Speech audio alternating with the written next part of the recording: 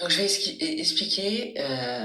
Il y a beaucoup de personnes qui s'expriment sur leur état, sur leurs problématiques dans leur vie, sur les réseaux. Moi, j'ai un petit peu d'image, je mets tout sur YouTube.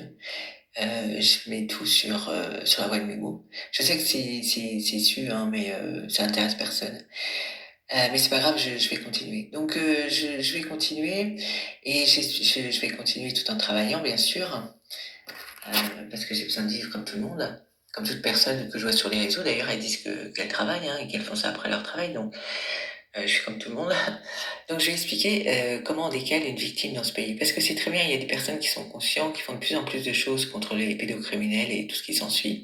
C'est très bien. Vraiment, c'est très bien. Une société de plus en plus consciente, c'est ce qu'il faut, parce il faut que tout ça, ça change de camp. Il faut que la peur change de camp. Il faut que le bien redevienne le bien et le mal reste à sa place. Hein, soit à sa place. Le problème, c'est qu'il faut Euh, pas que ça soit sur le dos d'une victime, mais Moi, ce que je vis, très bien. c'est depuis 15 ans. Et en fait, ce qu'on est en train de faire dans notre pays, c'est un vrai mensonge. C'est-à-dire que notre pays, c'est la Déclaration des droits de l'homme. Et moi, je peux vous dire qu'à travers ma personne, d'ailleurs, à travers ma personne, il y a beaucoup de choses qui se sont passées en 15 ans.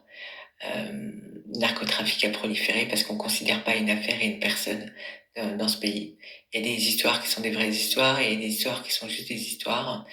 Alors qu'en 15 ans, euh, quand on regarde dans ce pays, en 15 ans, il y a le narcotrafic qui a proliféré. Parce que moi, c'est une affaire de stupes. Hein. Et je fais pas d'amalgame, hein, c'est vraiment, c'est, c'est l'histoire d'une société qui s'écrit, qui se construit à travers tout ça. C'est une victime qui a du mal, qui a eu du mal à avoir un avocat, qui a du mal, qui n'a pas eu d'avocat dans le pénal, hein, pendant que le coupable qui a vendu de la cocaïne à mon frère a eu un avocat. C'est l'histoire d'une société qui s'écrit avec des avocats qui se spécialisent dans le narcotrafic pendant qu'ils délaissent une victime. Des avocats, j'en ai eu pour d'autres choses, mais qui sont jamais compétents. Je leur ai parlé de l'affaire pénale à plusieurs reprises. Bon, bah, ça les a pas non plus tiqués.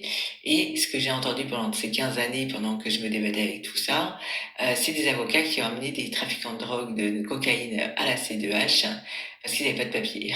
Alors, tout le monde a droit à un avocat, il paraît, mais moi je peux vous dire que non, c'est faux. Tout le monde n'a pas droit à un avocat.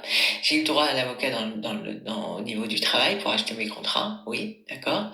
Mais pour du pénal, pour faire valoir mes droits, mais pas seulement pour que des enquêtes aboutissent, eh ben j'ai pas eu droit.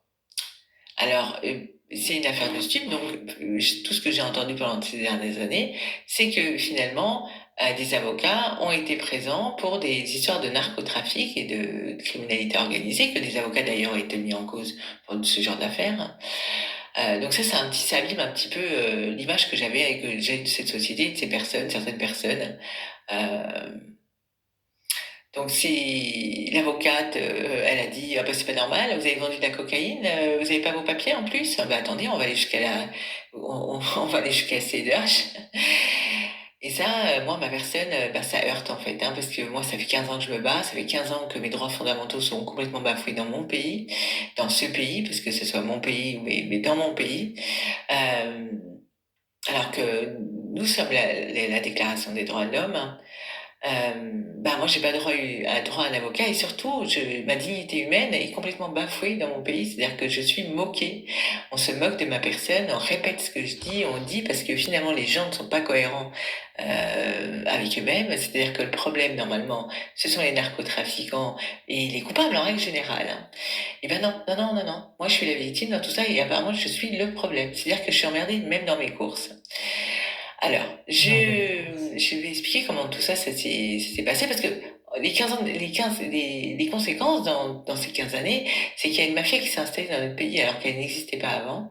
C'est qu'il y a des ventes, il y a des armes de guerre hein, qui sont démocratisées dans les rues dans ce pays, hein, où les gens y tirent, hein, où il y a des gens qui reçoivent des balles perdues. Hein. Non, mais parce que ça, je le dis parce qu'il y a des personnes qui sont peu concernées, qui se sentent peu concernées, alors que des balles perdues, ce sont des personnes justement qui sont peu concernées, qui se les mangent, hein. Enfin qui se les mangent, qui les prennent, hein, qui se ramassent ces balles. Donc ça, c'est une réalité. Qu'il y a des cartels qui est arrivé en France, c'est une réalité. Qu'il y a des laboratoires qui ont été implantés en France, c'est une réalité. Que de plus en plus de jeunes meurent, c'est une réalité. On les retrouve dans des voitures, dans des conditions inadmissibles. Il y a des personnes qui sont... enfin, ça donne lieu à beaucoup d'agressions, beaucoup de faits horribles. Et puis, il y a des drogues qui n'ont cessé de venir. Alors, il y a de plus en plus de saisies, ok, d'accord, mais qu'est-ce qu'elles nous disent, ces saisies? Eh bien, qu'elles arrivent par tonnes par jour, hein, par tonne, hein, pas par kilo, par gramme, tonnes. Hein. Donc ça, c'est des saisies, mais c'est toutes les autres, ça démontre que finalement, si une personne était là, hein, parce que le personnel n'est pas là, hein, moi je rappelle que 151 personnes se battent dans nos pays contre le narcotrafic, 151 personnes, c'est rien par rapport à ce qu'ils représentent. Et puis il y a eu la drogue de zombie qui est arrivée dans notre pays. Hein. Cette drogue qui ne dépassait pas les frontières jusqu'ici et qui finalement est en France. Et la drogue du zombie est plus dure, plus conséquent que le crack. Hein. Alors que le crack, on nous dit, les personnes ne s'en remettent pas. Les drogues du zombie, quand on regarde parce qu'il y a des gens qui le mettent sur les réseaux, c'est catastrophique quand on tombe sur ce genre de personnes. Donc c'est ça les conséquences, quand on ne considère pas une personne une affaire. Hein. Parce que moi, je suis une personne qui s'est constituée partie civile pour une affaire de stup, qui n'arrive pas d'avoir d'avocat, qu'on a traité de menteuse en plus. Et c'est là où finalement il y a une volonté de détruire une personne. Parce que finalement les victimes, elles dérangent dans ce pays. Et si les parties civiles, elles dérangent, et si l'État, la justice, la police les laissent tomber, finalement, elles se retrouvent avec toutes ces personnes, en plus de cette forme de police. Hein. Donc pour cet enregistrement, je vais en rester là. Parce que tout ceci, c'est réel. Tout ce que je dis, c'est réel. C'est des faits, c'est des chiffres qui ont été mis par le ministère de l'Intérieur. Et tous ces éléments, ces faits avec des avocats et spécialisés, ce sont des réelles choses qui ont été mises dans les médias, qui ont été évoquées, choses qui sont tout à fait normales, parce que les conséquences aussi, ce sont la liberté d'expression dans notre pays. C'est-à-dire que finalement, les personnes qui ont le droit de plus s'exprimer, c'est les personnes qui font l'apologie du terrorisme, l'antifada et tout ce qui s'ensuit. Il y a vraiment un anti-pays qui s'est construit pendant toutes ces années. Qui est réel. Et finalement, les personnes qui commettent, eh ben, on leur donne beaucoup plus la parole, comme on donne la parole aux trafiquants, aux personnes, comment ils peuvent dire qu'ils montent ça comme une entreprise, alors que c'est pas une entreprise. Hein. Soyons clairs, c'est du narcotrafic. Donc pour cet enregistrement, je vais en rester là, juste pour vous démontrer, vous faire ouvrir les volets de vos pensées, qu'à travers une histoire, une personne, c'est beaucoup plus des conséquences. C'est les traits d'une société qui s'écrit en fait, qui se dessine. Et il faut pas croire, hein, le futur s'écrit dans le présent. Alors, chaque pas dans le présent est un pas dans le futur. Tout ce que vous écrivez, toute l'encre et toute la volonté que vous mettez dans le présent, c'est ce qui sera dans le futur. Donc, tous ces jeunes qui meurent, il y en aura de plus en plus. Hein, cette mafia qui est présente, ils seront de plus en plus présents. Tout ça, c'est une réalité. Alors, il y a une nouvelle chambre correctionnelle, c'est bien, il y a des nouvelles lois, il y a un statut de repenti qui ne devrait pas exister, mais surtout, il y a le personnel qui n'existe pas. 151 personnes, c'est très peu. Ah ouais, mais bon. Alors pour les chiffres, j'en ai pas remis, forcément aujourd'hui, dans cet enregistrement, j'en ai remis beaucoup sur les One Memo, mais tout ça c'est une réalité. C'est, la sécurité de l'un, c'est la sécurité de l'autre et personne, en tout cas pas beaucoup de personnes, ont cette notion-là. C'est pour ça que tout ce qui s'écrit aujourd'hui, tous ces combats contre la pédocriminalité, contre les violences sur les femmes et tout ce qui s'ensuit, ça doit pas être, juste, un passage, ça doit être quelque chose qui s'inscrit dans le temps pour que justement les vraies lois soient votées et que finalement ça devienne important dans notre société.